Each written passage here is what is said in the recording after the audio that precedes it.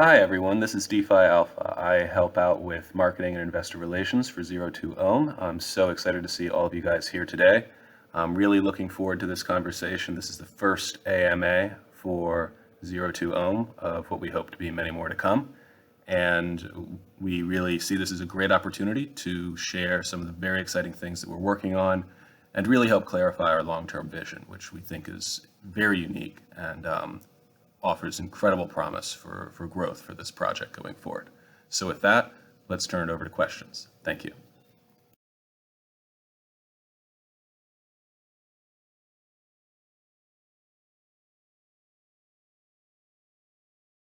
To answer your question, I mean, we really are of the view that we are, probably the most differentiated of these, newer protocols using, this type of model of issuing bonds to raise treasury assets. And I do want to highlight just a few key points around that. So, you might have seen we did issue our first Medium post just a couple days ago, really walking investors through the vision for ZeroTwOhm, which is going to continue to expand as time goes on.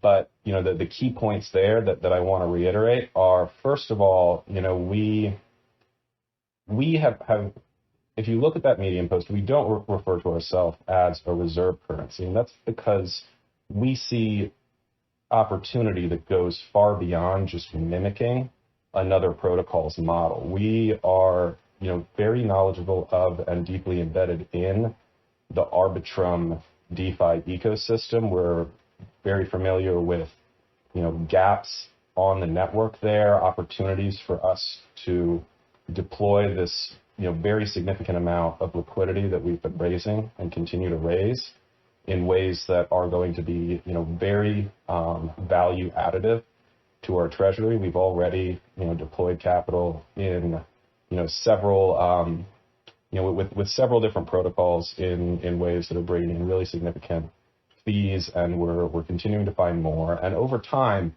we really see ourselves. I mean, a thing that I want to highlight is we're the only significant project of our nature on the Arbitrum network. Arbitrum has very bullish prospects. We're talking about, the Nitro upgrade coming out soon, lower fees. We're talking about, multiple exchanges, Crypto.com, Binance, all allowing instant, very low cost transfers to Arbitrum. We expect to see a lot of liquidity on this network, and we're in a position to take advantage of that and be sort of the primary source of liquidity powering the expansion of the DeFi ecosystem on Arbitrum. And again, we are in a place where we don't have a lot of competition for that role, not in the way that we're doing it. So that's a major differentiator, and it's one that we really are excited about. And then the other point is that we're part of a much broader ecosystem of DeFi projects run by Arbi's Finance, and that's an advantage that very few of our peers can tout. And we are really just beginning to get started in leveraging the Arbi's Finance platform to support the expansion of ZeroTwOhm.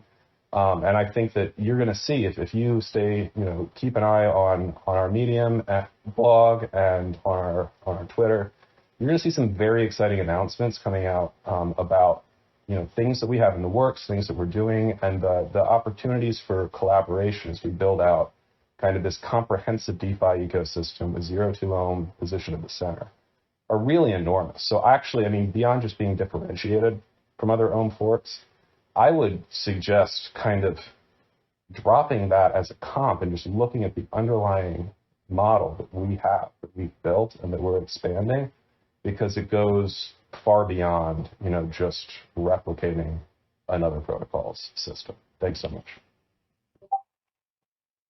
Cool.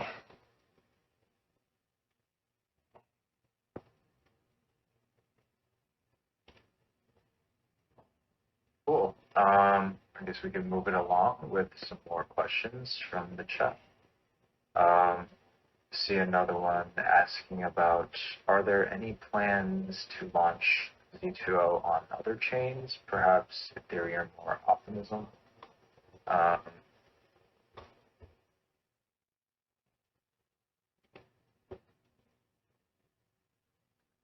I'll leave another team member to better answer this question. But yeah, so we're not against it, but no immediate plans and nothing we want to commit to just yet.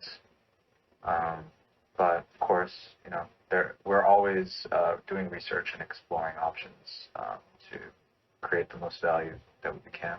Fox, did you want to chime in there? Yeah.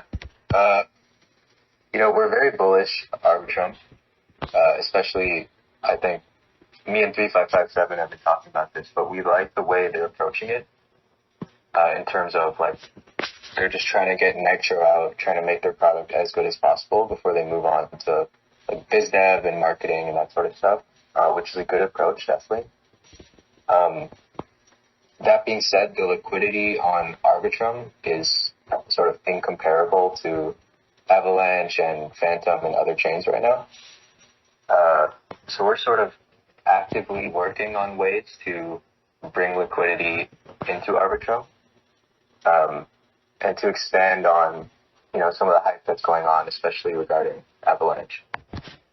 So we see ourselves as kind of like the builders on Arbitrum who will sort of forcefully bring people to Arbitrum. Yeah. Yeah, that's a really awesome point, Fox, and I'm glad that you touched on that. And the only thing that I'll add, because I think Fox really covered all the key points that we want to make, is the model that we're sort of describing to you guys here during this AMA. We do believe that long term this is replicable. I mean, this is very very exciting approach we're taking to going onto a network like Arbitrum that has a need for the kind of liquidity that we're providing. It's fast growing, fast growing ecosystem on the Arbitrum network, and where we can play a central role in supporting that. And I can just sort of imagine, and this isn't something that's a specific plan yet, but it's hard not to imagine that some of what we're doing here on Arbitrum would be replicable and very valuable on other chains, at a similar stage in development. So that's just sort of a thought that I have that I did want to put out. Cool.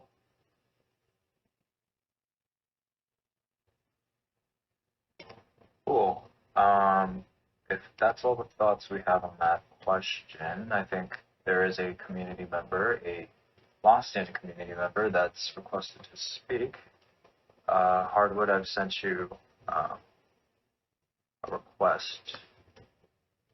Feel free to come up whenever you're ready.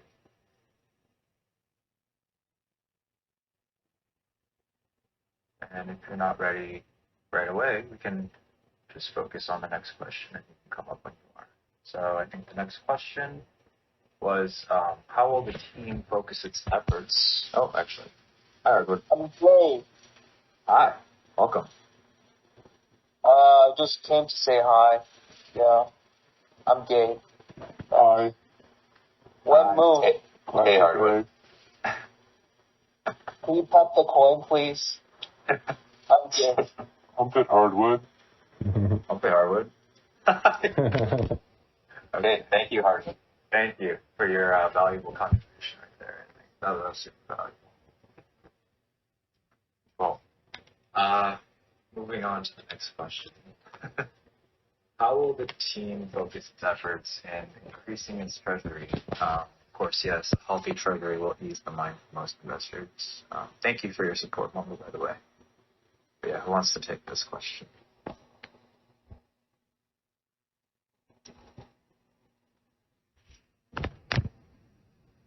What's this question about? How?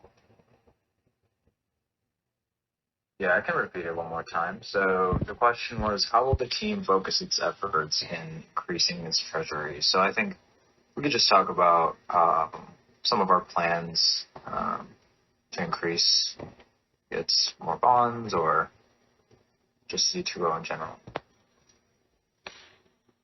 Okay. Some of our initial, just to recap what we've already done, we did a couple of French Fry Fridays, which were temporary raise APY to like 1,000,000%. or something like that, and it's a good way of attracting it. We've done some analysis and found that at the time we did this a few days ago now, our treasury was the same size relative to the network we're on as Snowbank's.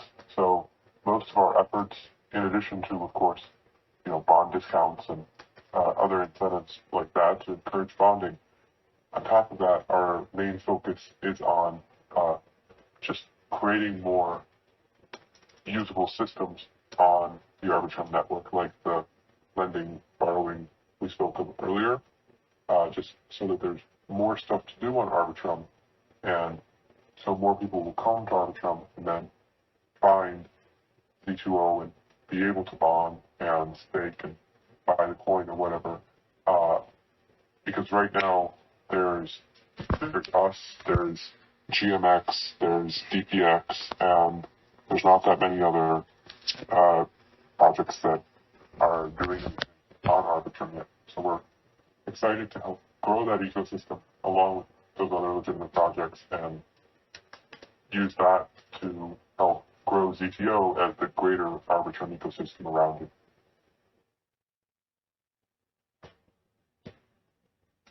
Maybe I can also leave some alpha. I've had an idea that I've sort of chopped up with the team that I've been pretty excited about. Sort of the basic concept of Ohm itself and a lot of the forks that they're RFP based. So how you value the fork, or rather how you value the token and the treasury, is based on the risk-free value inside the treasury.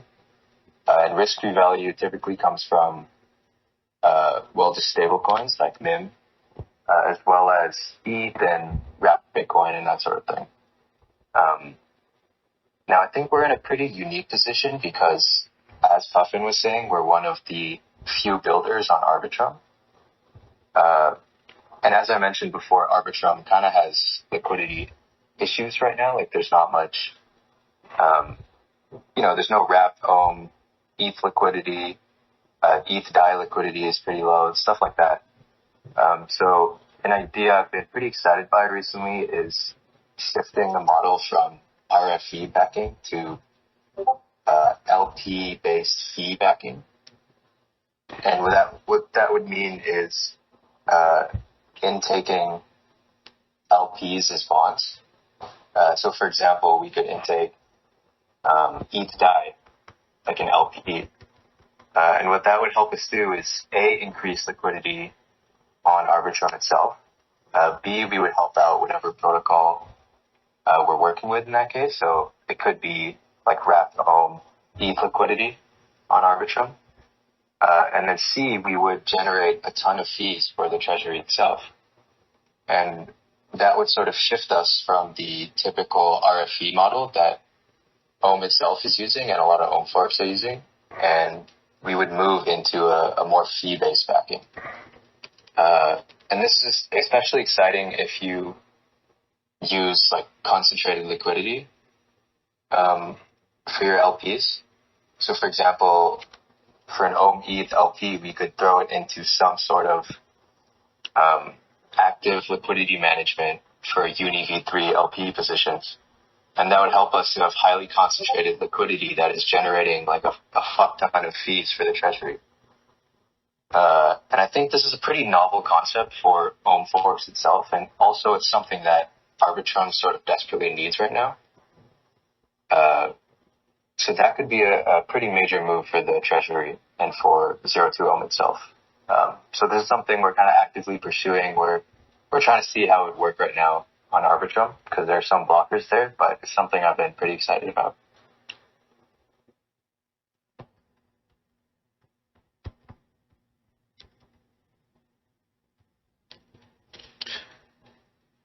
And so there's the only other thing that I'd like to add. Thank you, Class. I mean, these are just really, really awesome ideas. The other thing that I just wanted to briefly share in terms of raising treasury capital, we've been paying a lot of attention to tokenomics in the Ohm fork space and some of the challenges that other Ohm forks have run into.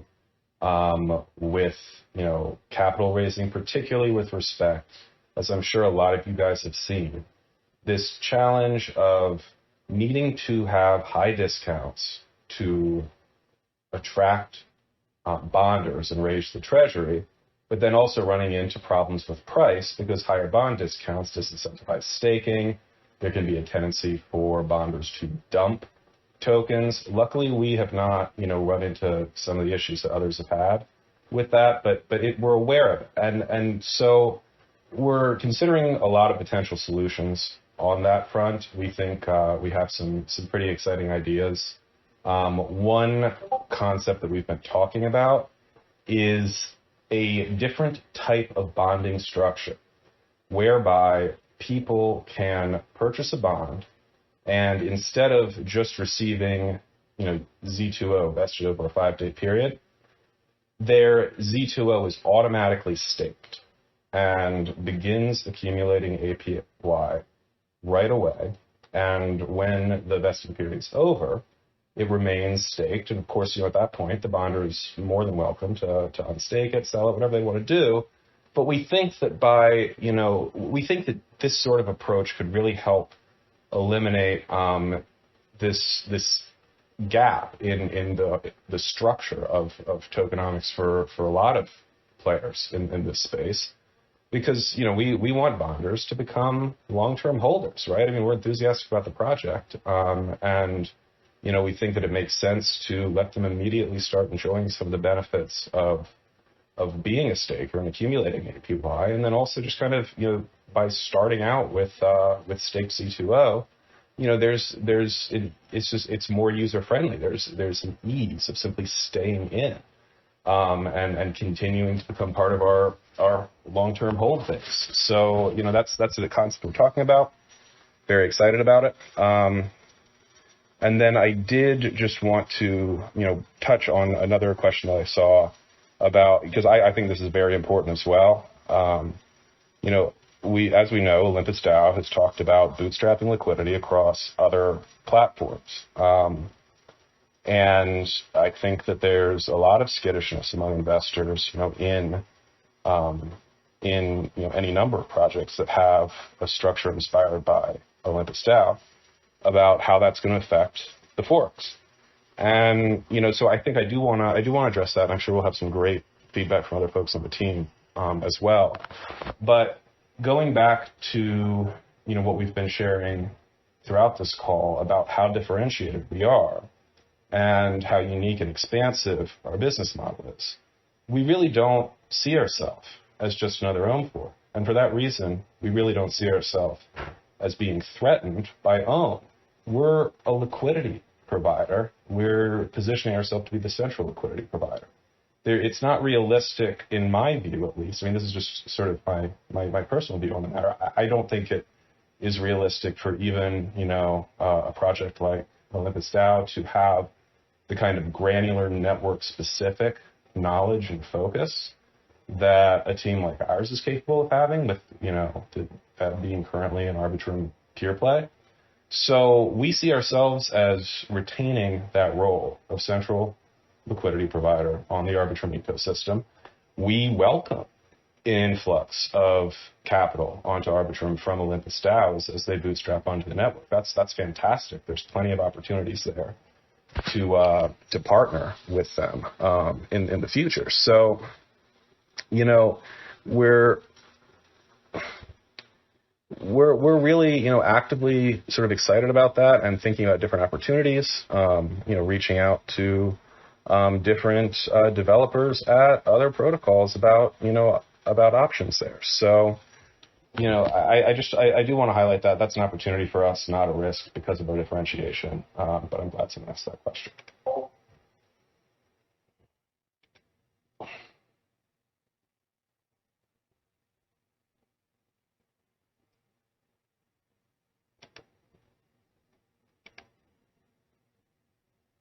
Cool. I think we could probably just move on to the next question. Thank you for answering.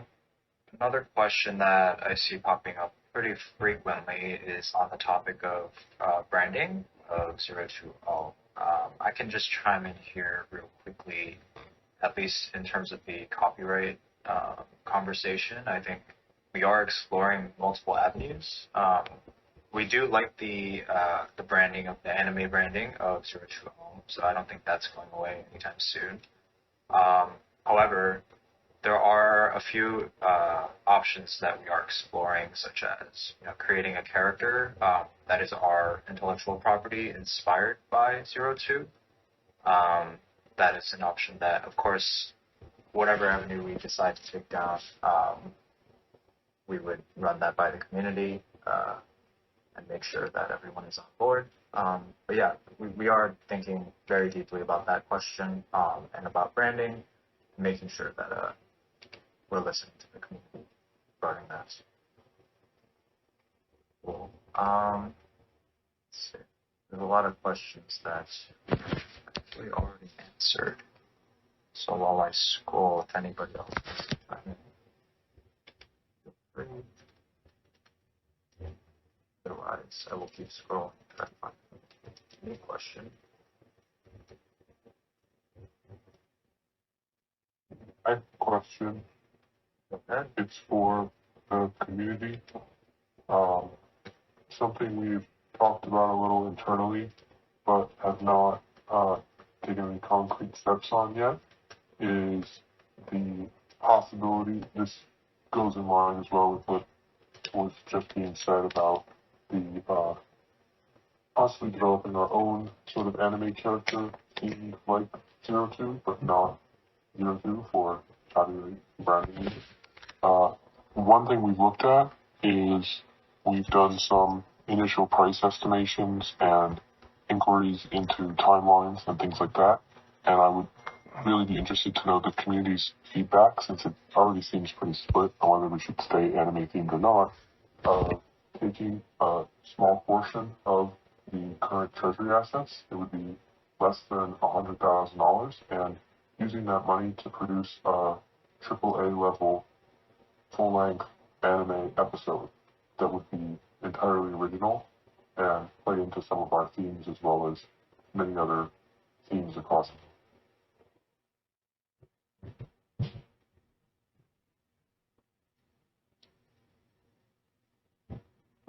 It looks like we're getting a lot of some good interest in getting many questions in chat. I don't know, Puffin, what do you think after seeing all these? I mean, it sounds like a lot of support.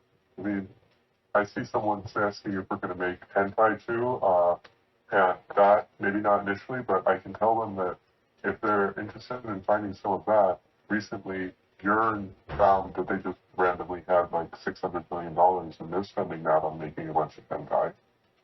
I think actually. Yeah. Yeah, that's crazy. I remember when they first started the Wi-Fi waifus. I knew it was going to be big. That's ridiculous. You got a link though? I don't right now, but it's actually, some of it's been spoken on, partially planned in Waifus and Anonymous.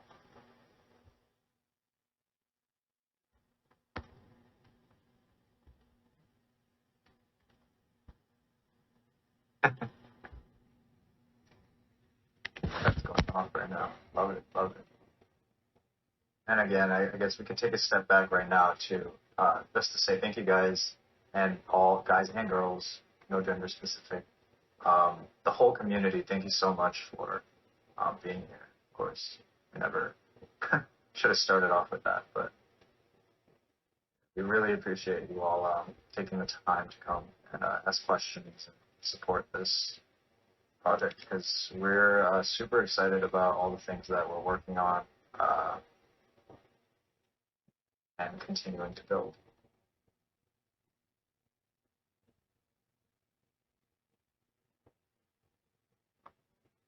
Well, I am still scrolling looking for unique questions. We've answered a lot.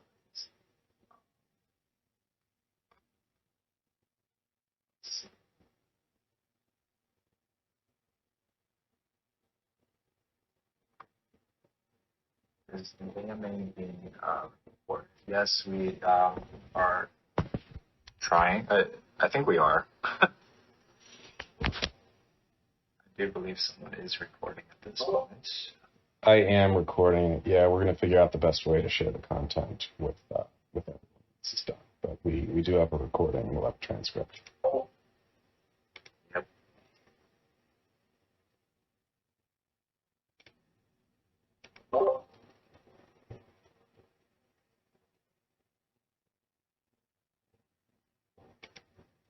So we have a question from Crypto Billy. They're saying, how are you thinking about fair value of Z2O token price as the treasury grows? I think I can answer this. So I feel like this is a question that comes up quite a bit with Ohm itself, which is like, if the treasury is worth whatever it's worth, 500 million, why would the market cap be 4 billion? I think the simple answer there is that any premium over the intrinsic value of the treasury is speculation on the APY, the future yield of the protocol, as well as future utility for the token itself. And I think currently we're thinking about ZeroTwOhm in the exact same way, if that makes sense. Yeah, that's a very good way to put it, Fox. And I'd love to just add a few other thoughts to that as well, because I think it's a really important question. And one thing, just given my role as investor relations, team member, I've thought about this question quite a bit, because it does the way that some of this, the information on our dashboard, and we're not the only one that does it this way, the way that it's presented, where we show, a treasury backing that is below the current price, can lead to this, tendency to ask, well, so what's keeping us from hitting that, right? And Fox kind of really got to the heart of it with his answer. And what I want to add, though, just to kind of paint this picture a little more clearly, is if you're a Z2O staker, you really are the owner, if you will, of the treasure. We are raising capital. We're doing it for you, for the stakers. We're deploying it in all kinds of ways to generate returns.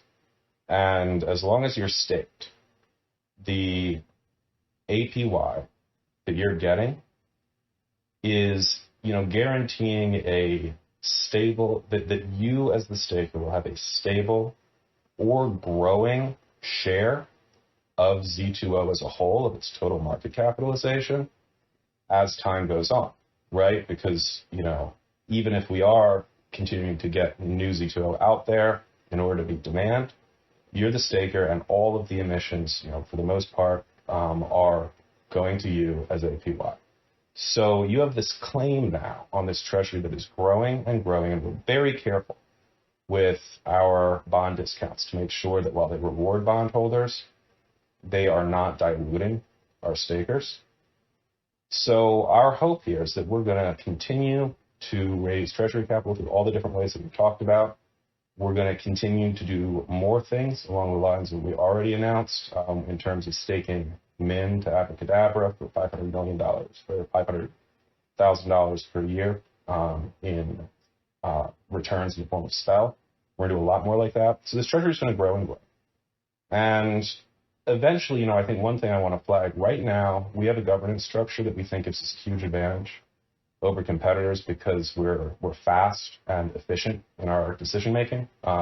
We have a multi-sig, but it's our core developer team that oversees it, and we make calls that we think are going to generate the most value for Z2O. But we want input from our community. We care very much about that open dialogue, and other governance structures down the line that are more actively inclusive of the voice of our stakeholder community, our staker community. We're not closed off to that at all. So just understand that we're building this treasury for you, and you are the owner. of it, and it's going to get much larger, and it's going to generate significant returns.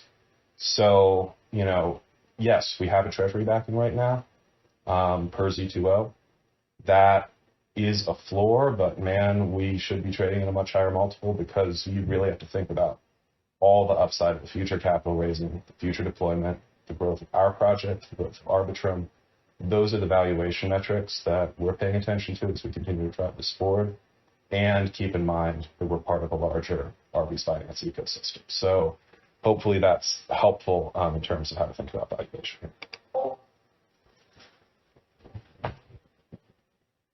Cool. I think we do have another question we want to elaborate on in terms of our relationship with Ohm. But before we do that, I think we have a community member that is on the stage right now, JJH.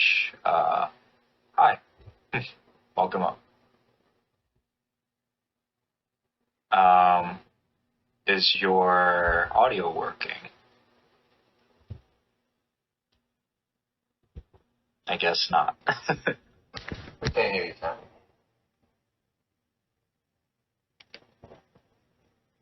Okay. We'll give you a second to figure that out, and we'll move on to this next question and then come back to you. So, Fox flagged this question from not betting on fiat. Please elaborate on how you want to integrate with Ohm protocol on Fox. Do you want to chime in? Yeah.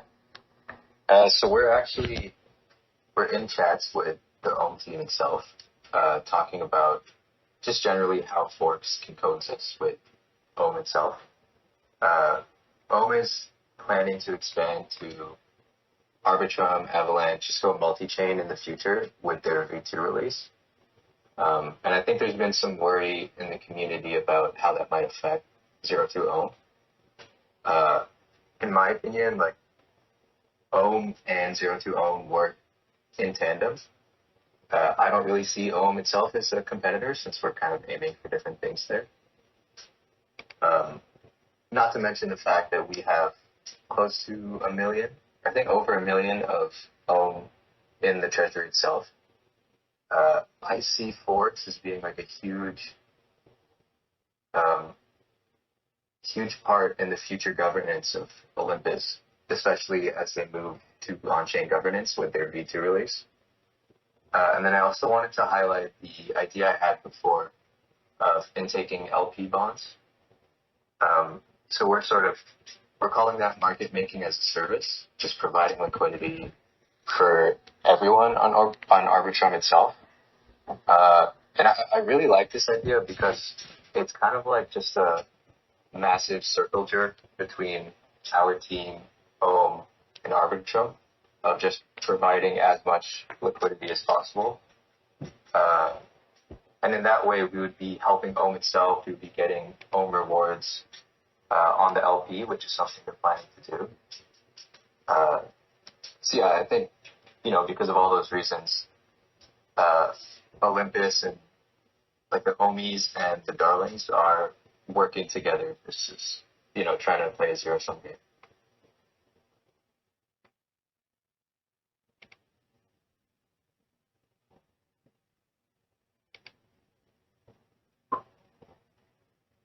Thank you.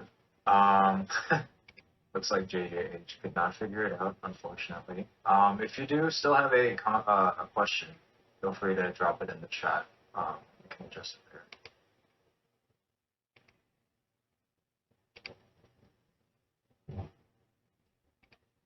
Let's see.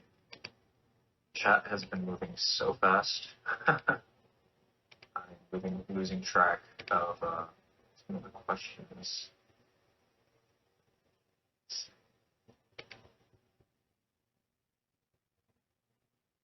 Brief summary of the team's expertise.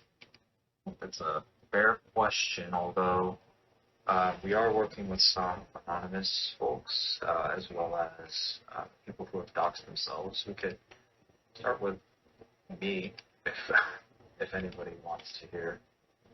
Yeah, our devs, I think we're going to remain anon for all intents and purposes. but just a quick summary. Oh yeah, go ahead, Kev. Thanks. So, oh okay, that's a perfect answer actually. We want to do a full introduction of the whole team, um,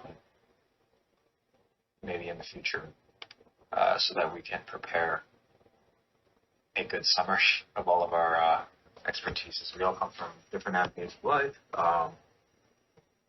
but we're all working together. It's the same goal. And yeah, we have this planned, and we want to make sure that we include all the details that are necessary. We can do like small intros right now. What do you think? Yeah, if anyone's up for it. Cool. Well, I guess I could start. I'm just like my background. Well, my background for my day job is a developer. But quite honestly, I find that boring a lot of the time. In terms of like crypto stuff, I've been a complete degenerate for a while now. I've also been a long time OE. And I like to study the tokenomics or Ponzinomics, whatever you want to call it, of Ohm. I think it's like by far the most interesting protocol out right now. And I've written some threads and stuff on Twitter.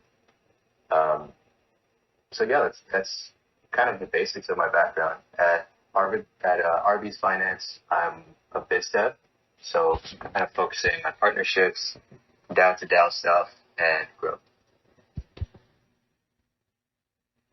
I can continue in terms of traditional background outside of DeFi and crypto. I am traditionally head of product at an AI company, as well as working full-time PM for or PM consulting for some other companies. DeFi has become kind of my main focus in the past few months. And so once I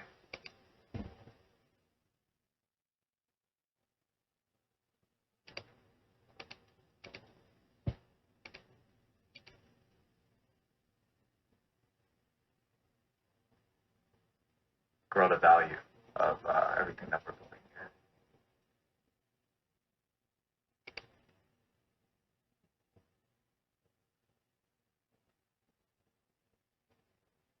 Cool. I don't know if anybody else wants to take up an intro. Hi, Puffin. Hi, I can do a little intro. I'm a Puffin. It's a small bird from the North Atlantic, I believe. And my background is in a lot of things. I've worked in developer roles at various small startups, and as well as doing a lot of consulting and sales and general entrepreneurship things for several years. I've worked on everything from DeFi projects like this to physical products, as well as you can see in the chat right now, I also catch fish with my beak. So that's basically it. I just like doing this kind of thing. I think it's a lot of fun, and there's not much I'd rather be doing than this enjoyable stuff. Like, who wouldn't want to spend their Saturday afternoon getting to chat with a lot of friends?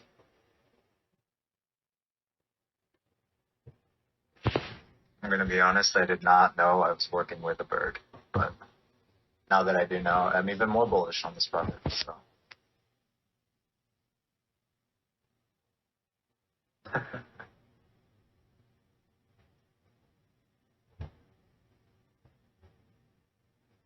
Yeah, I think we have a speaker request. Oh yeah, thank you. Yeah, JJ, you want to come up here? Hello. Did your audio work this time? Oh no. He's trying his best.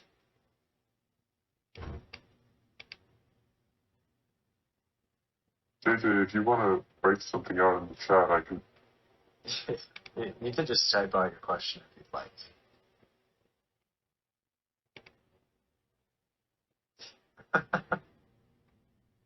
I do gotta say something about our community. This is the funniest community I've definitely found in all my years.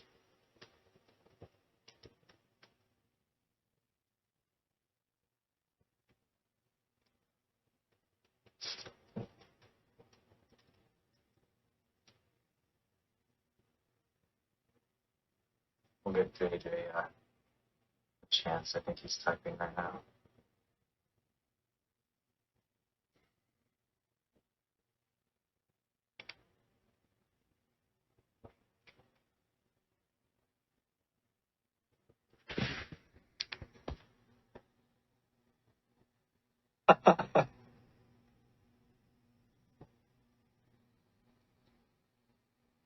Yep, it is the NSFW channel. Whatever F says posting, it's that.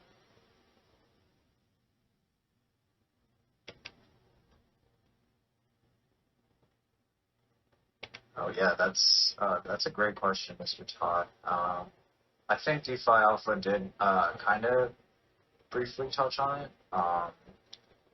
Okay, actually, we'll get to that question in 1 second. I think JJ's been waiting for a while to get his foot in. Let's see. Okay, so curious what the back-end capabilities for the code are like. Is it total customization?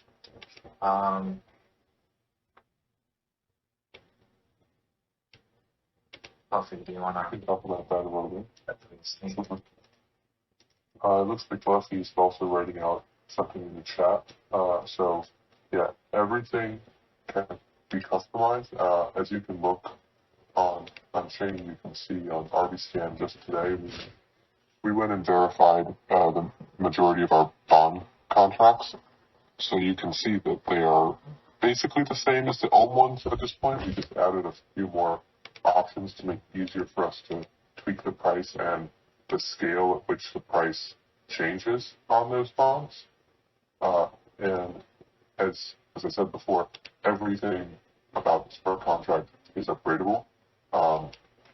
Obviously there's some things due to the nature of smart contracts that, we can't, like currently the Z2O treasury can only be owned by one address, and that's the multi-sig. So in the future, we've looked at setting up a model where multiple addresses could have different levels of administrative access on it, and in the event of that, it would require us redeploying the treasury contract, but that's easy for us to do. It's just a transition that would take a very brief period of time. So there's nothing that we don't have the capability to upgrade, and if anyone has ideas of custom features they'd like to see or make use of, feel free to drop them in the suggestions channel. Cool, JJ, you got great questions. No one else wants to continue on that one. He asked the second one, and I'll probably take this one up. So, curious what your guys' sense of Arbitrum is in general. Seems super early and not quite sure about what makes it stand out from the dev perspective and the future outlook. Probably someone else can chime in on kind of the dev perspective, but from the team and working relationship perspective, we will share that we do have an open line of communication with the Off-Chain Labs team, and we are working with them to kind of identify gaps and opportunities within their ecosystem. And of course, we've got all ears open in terms of what they're thinking and providing feedback from our side as well. So yeah, we don't want to share too much, of course. The relationship has just started to get started in the past week or two or so ago, but they are very excited about what we're building and the future that we could build together. So I think that is something that we want to share. So, but yeah, I don't know if someone else wants to chime in on the dev perspective of Arbitrum.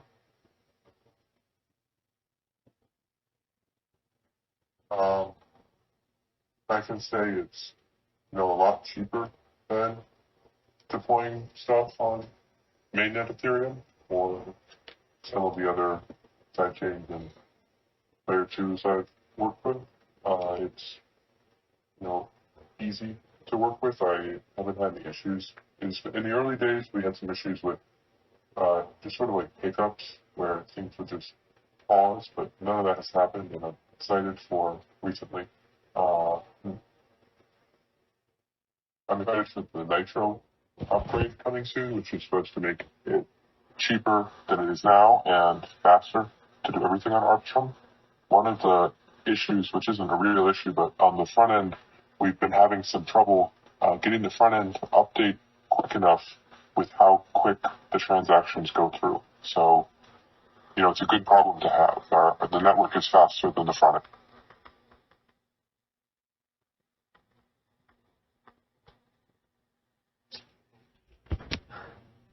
Thanks, Puffy. Is Splatterpub really just dropping a bunch of Discord gifts in the chat right now? Thank you. That's very generous of you.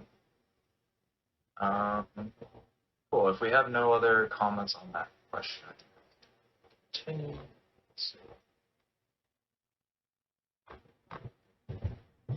Let's see. One question I saw, any plans on or interest in letting people use staked Z2O as collateral? I'm guessing that'll be the borrow feature. Is there an ETI on that? I think we addressed this question about the lending protocol a bit earlier, actually. There's no clear ETA, but Puffy, if you want to chime in on your perspective. Yeah. So, wrapped stake ZTO will very likely be a collateral option on the lending protocol. Currently, the smart contracts are for the lending and borrowing features are in testing. We have made the changes to the original lending protocol fork that we plan to make that I described earlier, and will be available in the recording and transcription of this AMA. And so now we're testing them, and then once we finish that, we have a work in progress front end, and we'll hopefully be rolling it out maybe a week from now, maybe slightly less, maybe slightly. Dropping the alpha. Thank you, Puffin. I just noticed we are hitting our hour mark, so we will be wrapping up here. We do not want to take too much of everyone's time. Let's see. Does anyone want to take up closing remarks or any final questions in terms of, I do want to say, just from my perspective, again, we do have, I think, from my perspective, a unique long-term vision for this project. ZeroTwOhm is what a lot of people came to us for, but ZeroTwOhm will grow and will continue to become like a bigger project. And, it's not the only thing that we're working on. So for everyone that's sticking with us and believing in the team, we really appreciate you. And we won't let you down. We'll work our hardest and continue to try and build, grow more value for everyone here. Cool. Anyone else finishing remarks? Oh, Fox, did you want to keep a little or no?